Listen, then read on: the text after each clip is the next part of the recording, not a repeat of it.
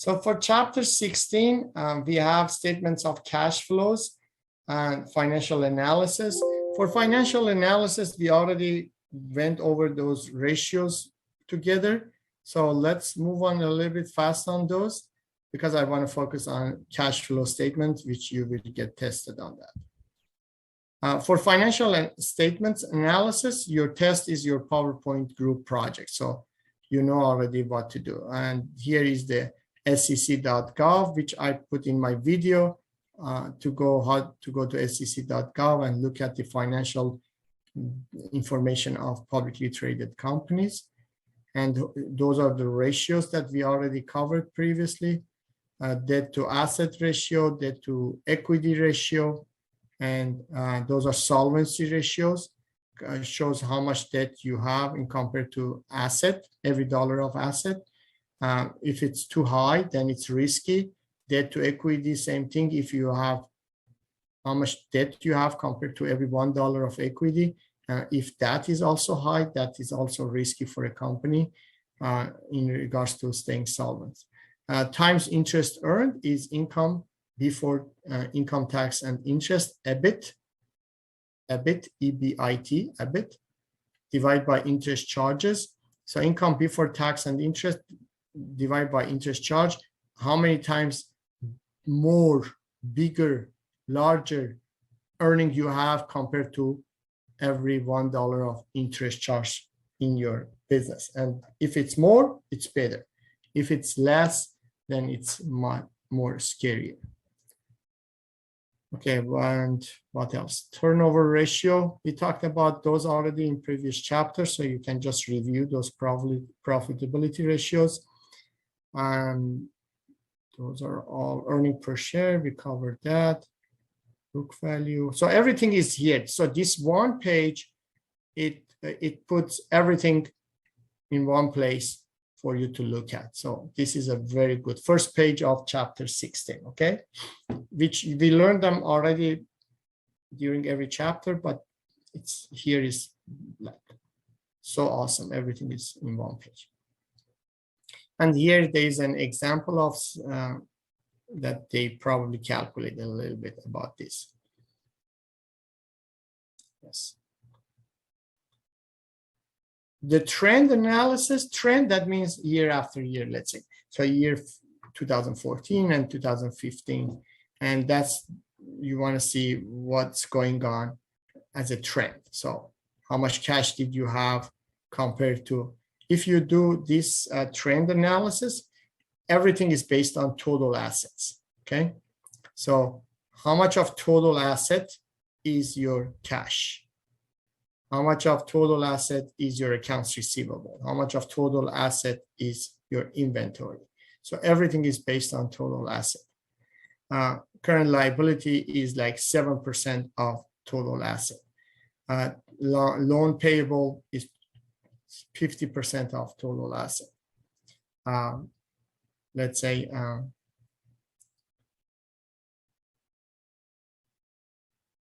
for the stockholders' equity is 43% of total asset. So out of this total asset that you have, 7% are current liabilities, 50% are long-term liabilities, and 43% is equity.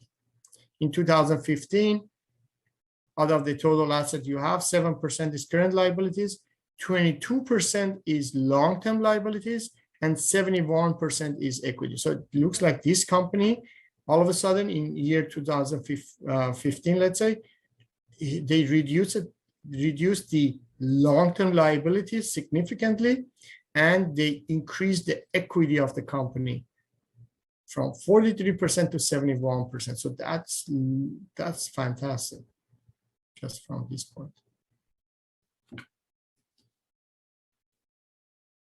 Okay, so those are the ratios that we talked about it already.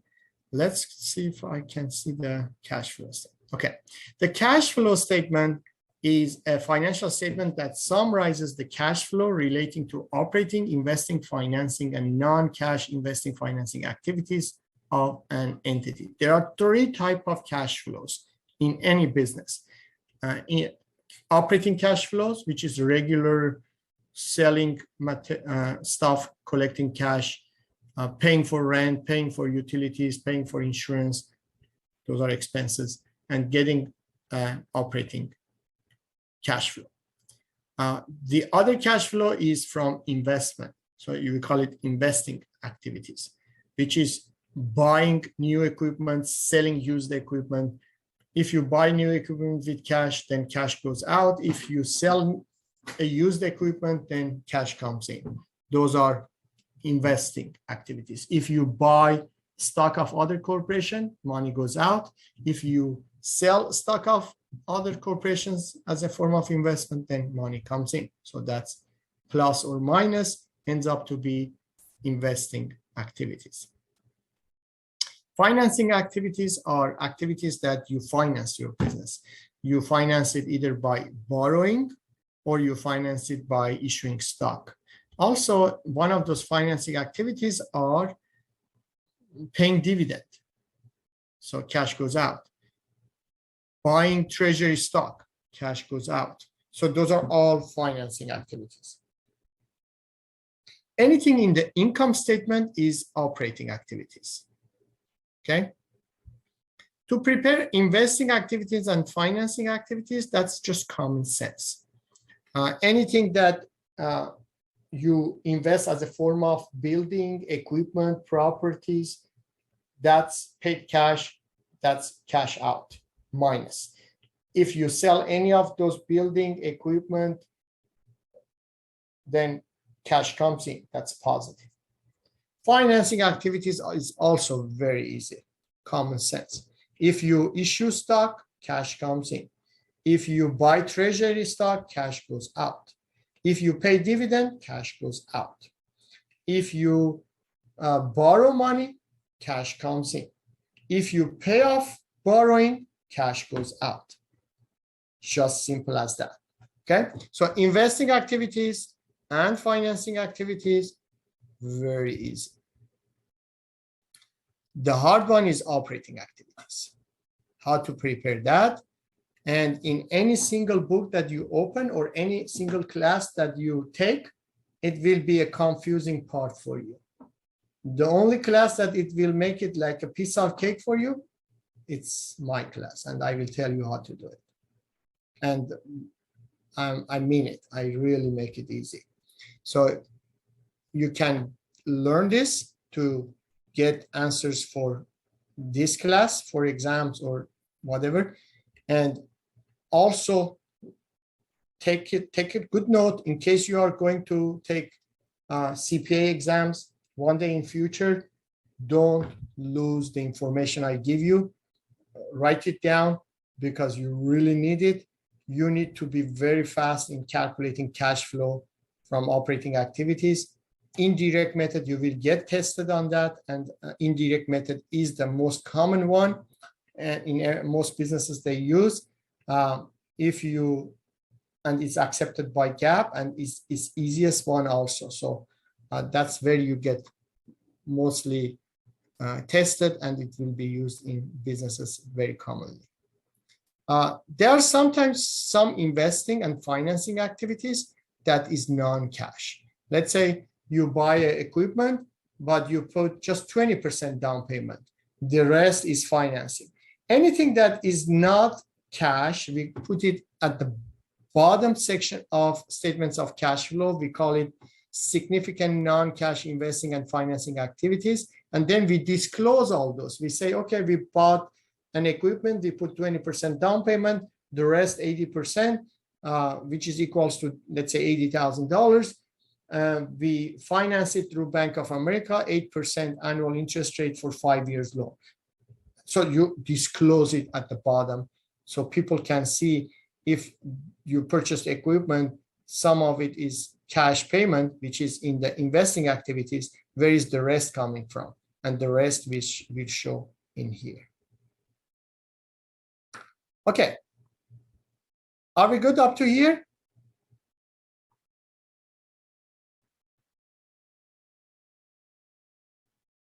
Okay.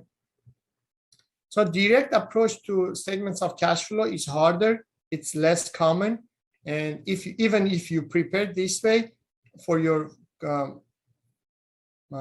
publicly traded companies, still you have to prepare indirect method also in your annual data, 10K.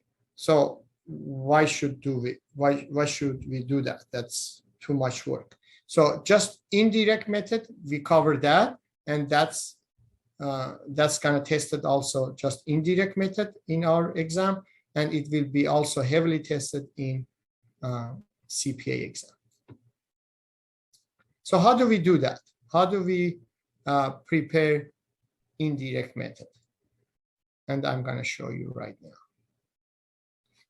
Here, you see here it says investing activities. Investing activities or financing activities, those are same.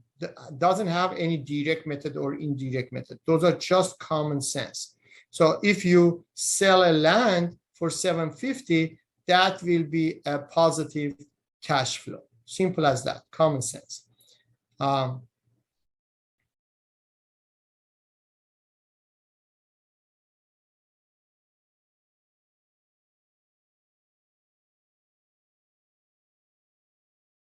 Income statement goes in the operating activities, remember?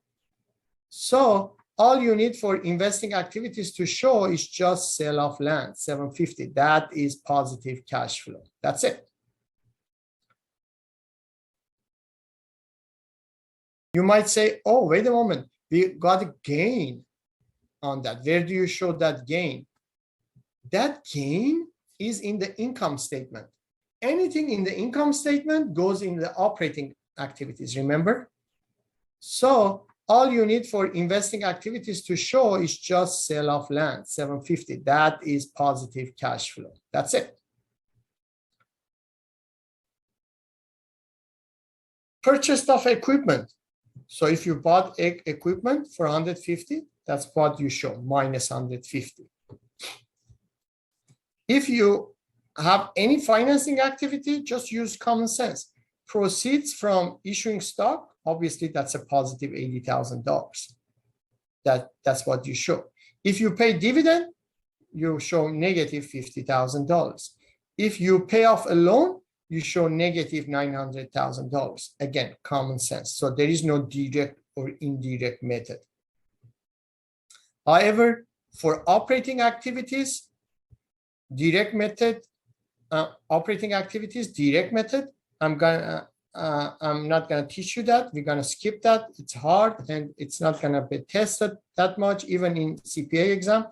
But and it's not gonna be used in an actual business that many times. So we are going to go all the way.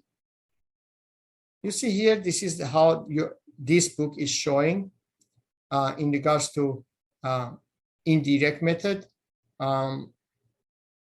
Okay, tell me honestly, how easy it is to remember this? Can you? Huh? No. Any book you open will show you the same thing.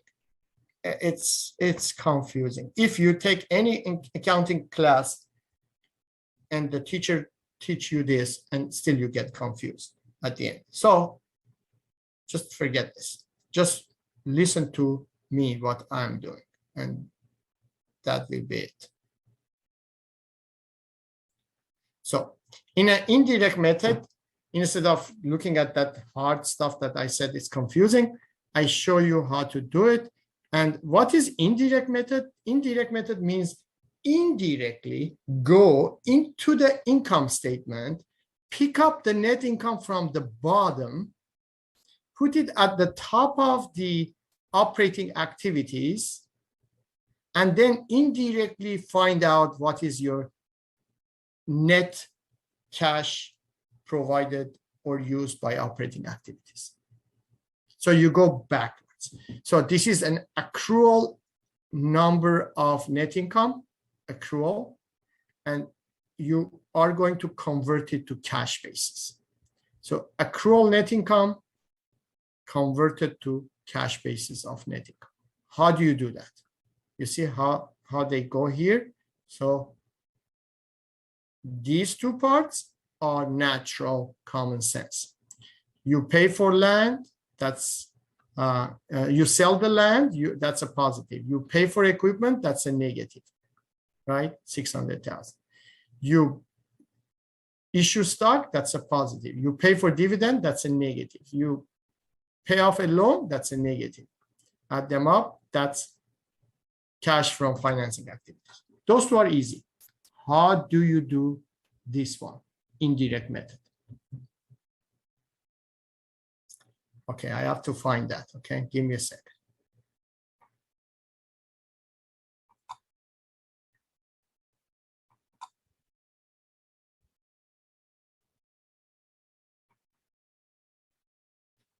Okay, so watch this very carefully.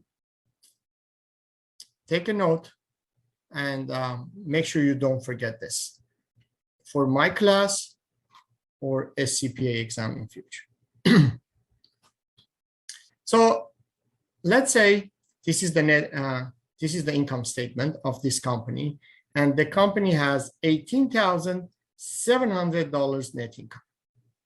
As I said, you pick that net income from the bottom, put it at the top of your operating cash flow, and indirectly you figure out what is the actual operating activities cash flow at the bottom. Okay, put that net income to the top, and then this is what I do. 4 steps. That's it. 4 steps, simple like this. Step 1 and step 2, the information comes from income statement. Step 3 and step 4, information comes from balance sheet. One more time. Step 1 and 2, information comes from income statement, IS, income statement. Step 3 and 4, information comes from balance sheet. Let's go step 1.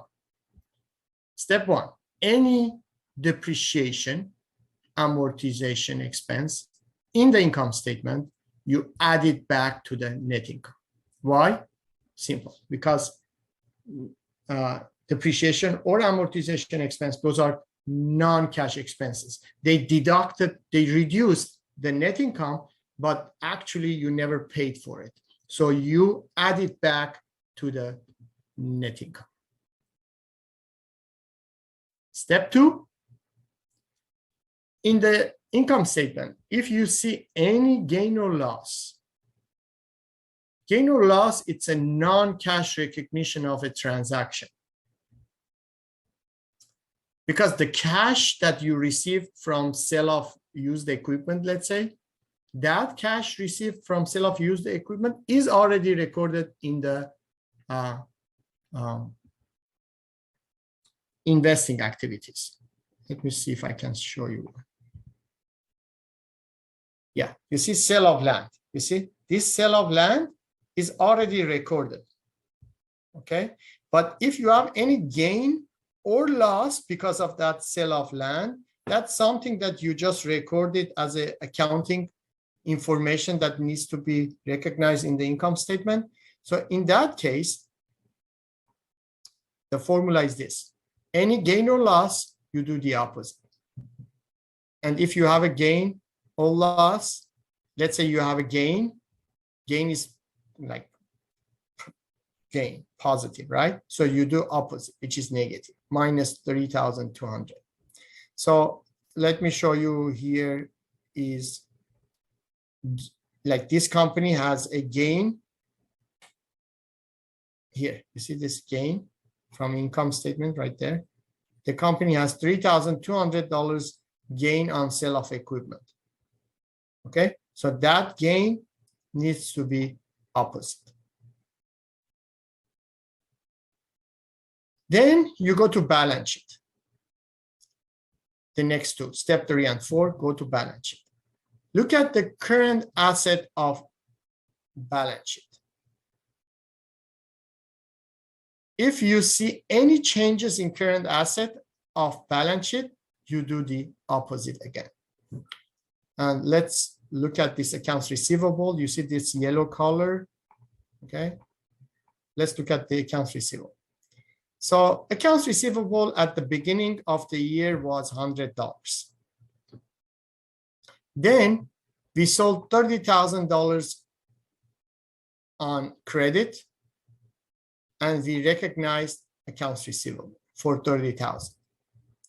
Then we collect $29,500 of cash from customers, and therefore the accounts receivable has been credited.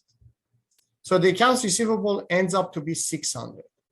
Originally was 100. Now it is 600. How much is the change in accounts receivable? 600 minus 100 is 500. So 500 opposite. 500 increase in accounts receivable, you do opposite. 500 increase in accounts receivable, you do opposite.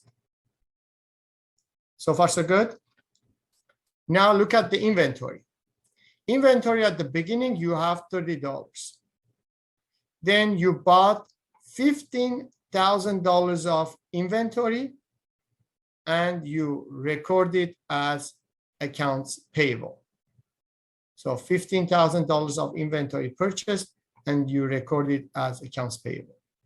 And then you sold, remember you sold something? So because of those sales, the cost of goods sold needs to be also recognized. So that's why $13,500 cost of goods sold recognized, and inventory has been reduced by that. So now the inventory is $1,530. So inventory has been increased. That's opposite. So inventory increased by $1,530. That's opposite. Any questions so far? Step 1, 2, or 3? Okay. Step 4 is the last step. Any change in current liability, you do same. Any change in current liability, you do same. So let's look at accounts payable, which is red color. Remember, red color. So accounts payable originally was $20. Okay, originally accounts payable was $20. Then you bought inventory of $15,000, so accounts payable went up. Then you paid $13,000 of that liability by cash, so accounts payable went down all the way to $2,020. That means the accounts payable current liability increased by $20. Any current liability. If increased, then you do the same. Any current liability increased, you do the same. Now you add them up. Net income,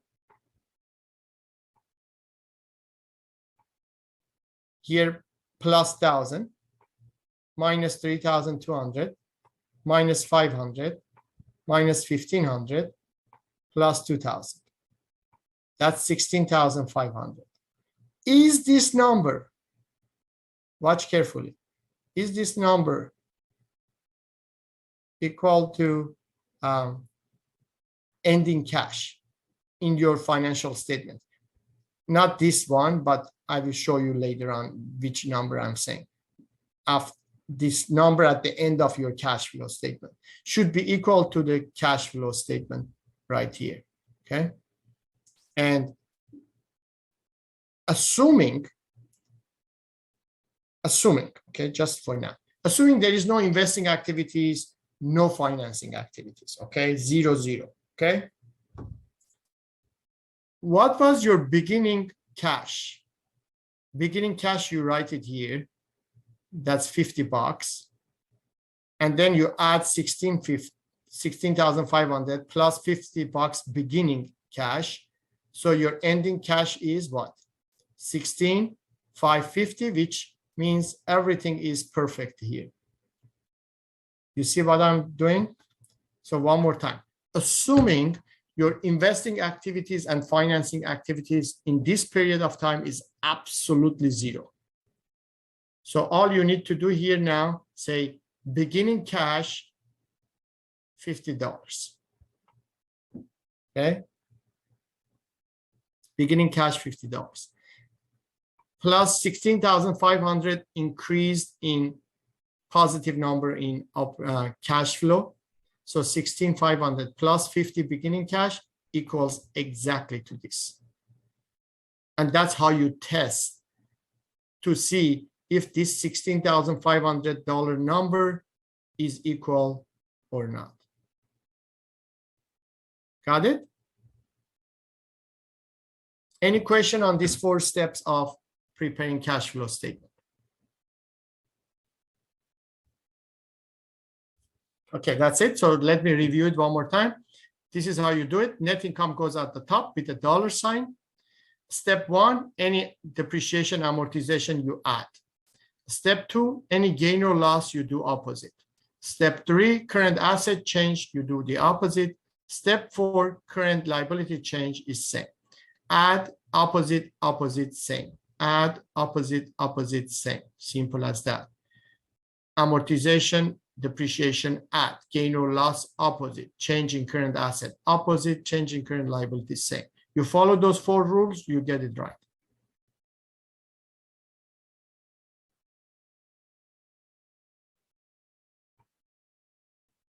So here, any depreciation, you add. You see, any depreciation, you add. Any gain or loss, you do the opposite. Here is a gain, you do the opposite. Any change in current asset, you do the opposite. So increase in accounts receivable, you do the opposite. Decrease in inventory, you do the opposite. Increase, any change in current liability, you do the same. Any change in current liability, you do the same. Increase in accounts payable, you do the same. Decrease in wage payable, you do the same. Add them up, total is minus 200,000, minus 1 million, that gives you 800,000 cash from operating activities. Then 600,000 cash from investing activities, as we discussed before. $870,000 negative cash from financing activities. So 800 plus 600 minus 870, that gives you $530,000 net increase in cash. Then you put here the beginning cash in the last year balance sheet, from last year balance sheet, beginning cash, add them up. Ending cash in this year balance sheet is $700,000. And also any non-cash, significant non-cash investing financing activities has to be disclosed at the bottom. And if you want to confirm this, how much is the cash balance at the end of December 31st, 2015? 700,000. Okay, let's go back to the company's financials that we had previously. Where is it? Oh, here. Here. 700,000. The beginning was 170, and now it's 700,000. You see that? Beginning was 170, now we have 700,000. So if we go forward, if you want to look at the income statement, here is the income statement. That's where you take the net income. And this is where you see the gain on loss on sale of gain on sale of land. That's where you do the opposite, gain opposite. Depreciation, you deduct. You do the opposite. Depreciation, you add, I mean. Depreciation is deducting your net income here, reducing your net income here. You do the opposite, which is add. So any depreciation, amortization, you add. Depreciation, amortization, you add. Any gain or loss, you do the opposite. So any depreciation, you add. Gain or loss, you do the opposite. Any change in current asset, you do the opposite. Any change in current liability, same. Add, opposite, opposite, same. So here is $700,000 cash at the end and $170,000 at the beginning. So if you go forward now to the indirect method that we prepared, at the bottom, you see, you got net increase of 530. You put the beginning cash. Now you see the end cash. So 530 plus 170 is net end cash of 700. And this number is exactly equals to your balance sheet of 2015. And that's how you make sure 100% that you did a good job in here. Any question for statements of cash flow, please?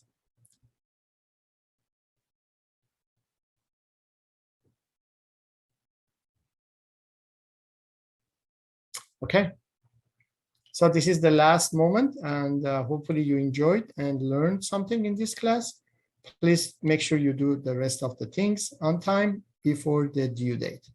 And I will enter your grades right after that into the system. Thank you. You're welcome.